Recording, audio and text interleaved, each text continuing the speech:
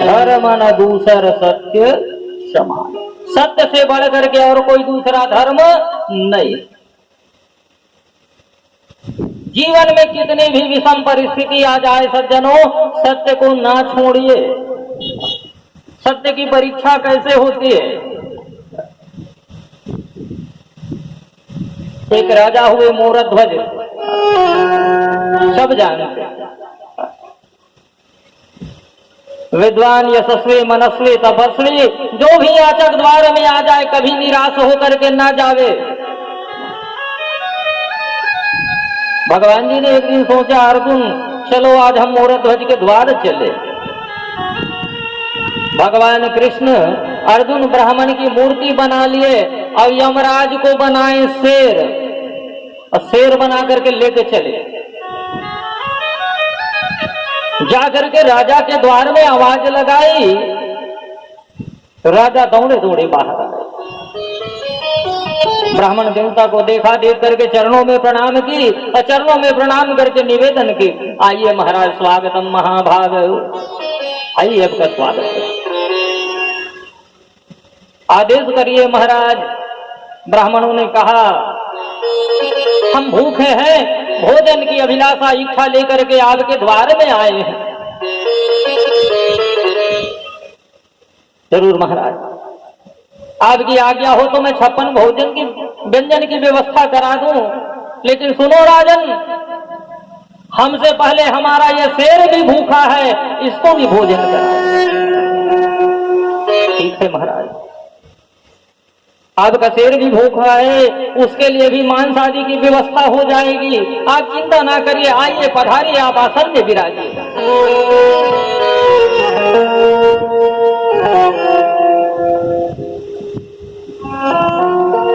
राजा ने कहा, आइए महाराज विराजिए। लेकिन भगवान जी ने कहा, सुनो राजन, कि हमारा शेर कोई बाहर का मांस नहीं खाएगा, तो महाराज आदेश करिए, मैं अपना प्राण दे दूं, अपना मांस दे दूं। राजन, ये हमारा शेर आपका भी मांस नहीं खाएगा, तो महाराज आदेश करिए। सुनो, ये तुम्हारे पुत्र का मांस खाएगा, अपने पुत्र को काट करके उसका आधा शरीर का मांस इसे लाकर। जैसे ही राजा ने सुना, मेरे पुत्र का मांस, महाराज आप मेरा शरीर ले लीजिए,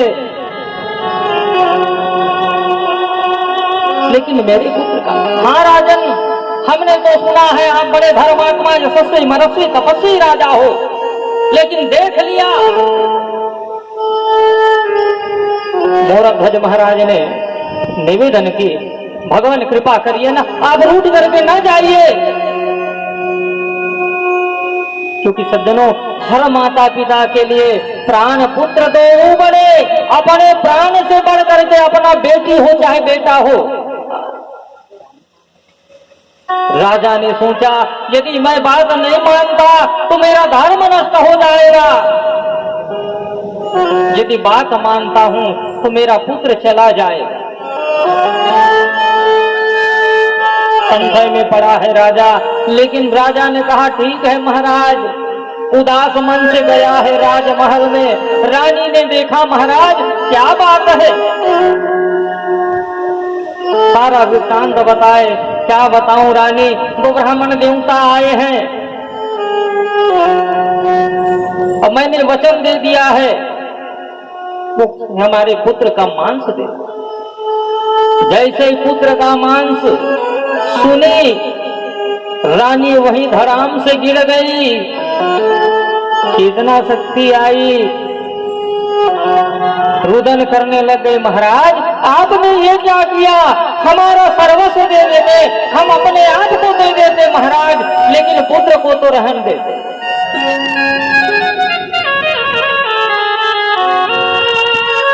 मैंने वचन दे दिया।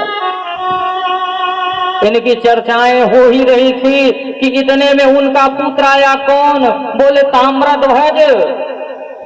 और जैसे ही ताम्रध्वज आया, माता पिता के आंखों में अश्रुपात होते देखा, पूछने लग गया, पिताजी पिताजी क्या बात है, क्यों रो रहे हो? तो मैं क्या बताऊं बेटा, हमारे द्वार में संत आए हैं और संत ने ऐसी मांग रख दी,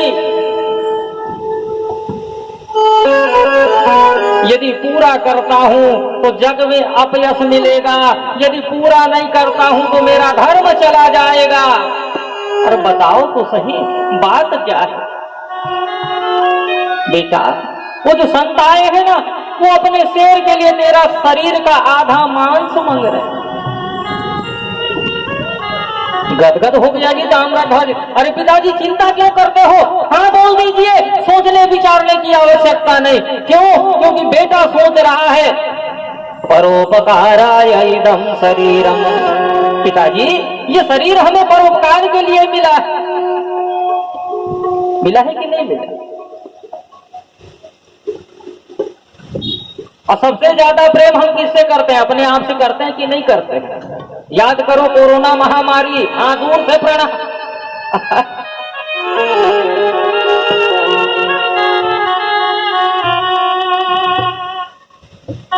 कि परोपकार के लिए शरीर मिला है पिताजी।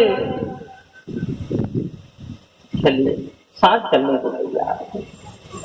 ब्राह्मण को भी भगवान जी ने कहा, राजन आरा से चीर करके देना पड़ेगा, लेकिन सुनो, यदि तुम्हारी आंखों में आंसू आया तो फिर हम स्वीकार नहीं करेंगे, चले जाएंगे। एक तरफ रानी, एक तरफ राजा, बीच में ना बेटा को आरा लेकर के आए और जैसे चलाने लगे ना, ताम्रध्वज ने सोचा आरा चलेगा, दर्द होगा, मेरे मुख से आवाज आएगी, और जैसे मेरे मुख से आवाज आएगी माता पिता को दुख होगा। क्या किया? बोले रुई लेके आए, और रुई लेके आके ना माता पिता के कानों में डाल दी। आरा चलाने लग गए। जैसे ही आरा चलाए,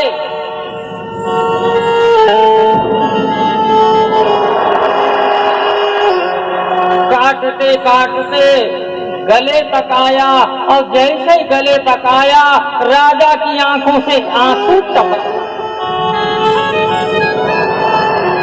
जैसे ही आंसू टपका, भगवान जी ने कहा, राजन आपको दुख हो रहा है, अब हम इसे स्वीकार नहीं करेंगे। राजा ने कहा, महाराज मुझे दुख नहीं हो रहा है। महाराज मेरी बात तो सुनो। ये आंसू इसलिए टपका महाराज कि बेटे का आधा शरीर तो परमार्थ के काम आएगा, लेकिन ये आधा शरीर यहाँ पड़े पड़े सड़ेगा, गलेगा, कीड़े मकोड़े खाएंगे। महाराज ये सोच करके मेरी आंखों में आंसू आ गए।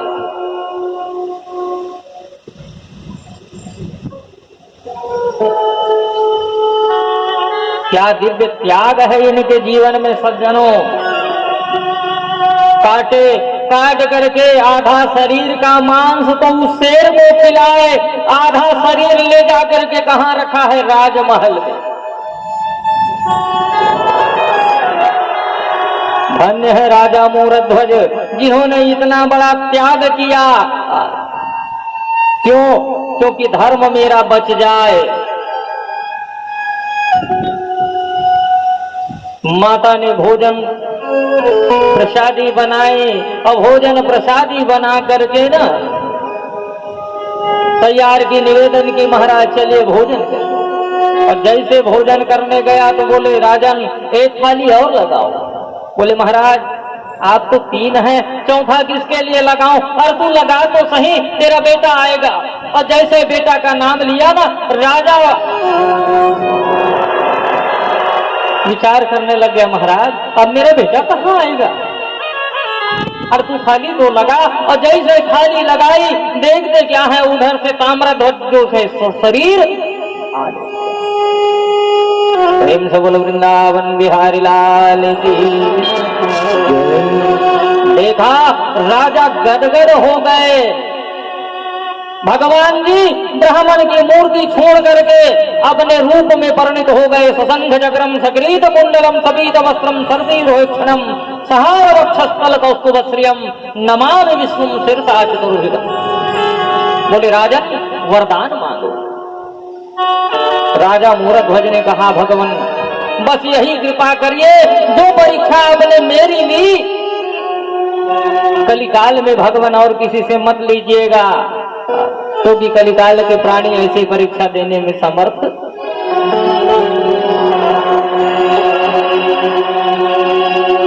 भगवान जी ने कहा तथास्तु, आशीर्वाद दिया सज्जनों, और आशीर्वाद दे करके भगवान जी हो गए।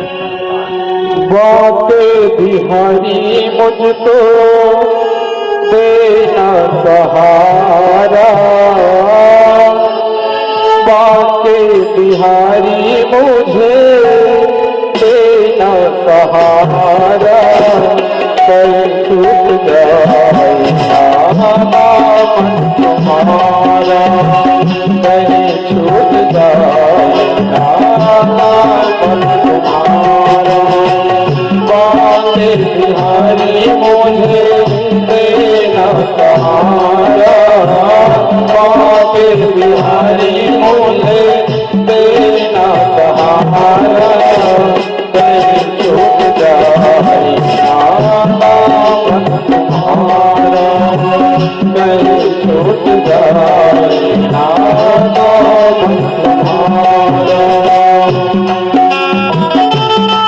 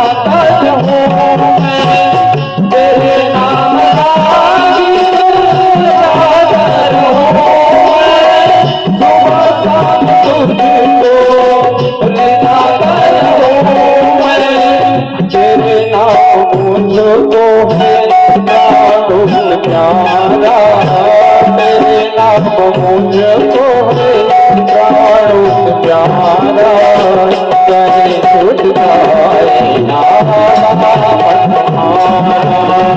बाके बिहारी मुझको देना सहारा बाके बिहारी मुझको देना सहारा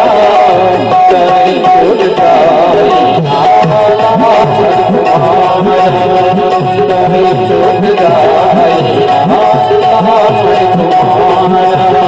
कहे छूट जाए ना कहे छूट जाए ना बोल वृंदा